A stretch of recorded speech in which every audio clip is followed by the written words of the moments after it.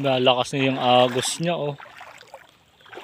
Lalakas na yung agos. Paano na kasi? Low tide na. Ano, nakikita na yung mga buhangin dun sa may buko, oh. Low tide na, guys. Kaya lintik yung agos, guys. Napakalakas na, oh. Kung nakapansin nyo.